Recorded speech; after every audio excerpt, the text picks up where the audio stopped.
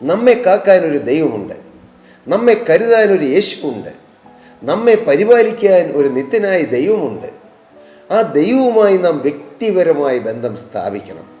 ഒറ്റ വാക്കിൽ പറഞ്ഞാൽ, മാനസാന്തരപ്പെട്ട വീണ്ടെടുക്കപ്പെട്ട ഓരോ വ്യക്തിയുടെയും അവകാശമാണ് ഈ തിരുവചനത്തിൽ എഴുതിയിരിക്കുന്നതും ഈ വാഗ്ദത്തങ്ങളെല്ലാം എന്ന് നാം വിശ്വസിച്ച് ഈ വചനത്തിൽ ആശ്രയിക്കുകയും ദൈവത്തിൻ്റെ വാഗ്ദത്തങ്ങളിൽ മുറുകെ പിടിക്കുകയും ചെയ്താൽ നമുക്ക് സമാധാനത്തോടെ ജീവിക്കാം.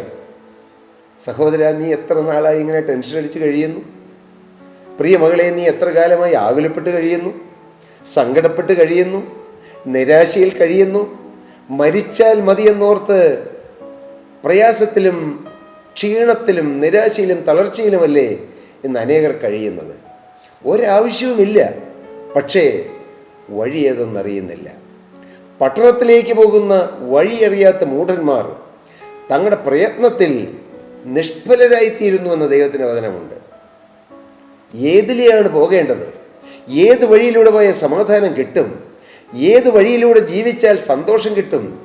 ഇന്ന് അനുഭവിക്കുന്നതായ ടെൻഷനും, ഇന്ന് അനുഭവിക്കുന്ന ആകുലങ്ങളും, ഇന്ന് അനുഭവിക്കുന്ന നിരാശകളും, ഇന്ന് അനുഭവിക്കുന്ന ഏകാന്തതകൾ, ലോൺലിനെസ്, ഇതെല്ലാം എങ്ങനെ മാറിക്കിട്ടും? അനേകർക്ക് അറിവില്ല. കർത്താവായ യേശുക്രിസ്തു പറഞ്ഞു, ഞാൻ തന്നെ വഴിയും സത്യവും ജീവനുമാകുന്നുവെന്ന്. നാം യേശുവിലേക്ക് വരുമ്പോൾ യേശു നമ്മുടെ വഴിയായിത്തീരുന്നു. യേശു നമ്മെ സത്യത്തിലേക്ക് നയിക്കുന്ന സത്യമായിത്തീരുന്നു.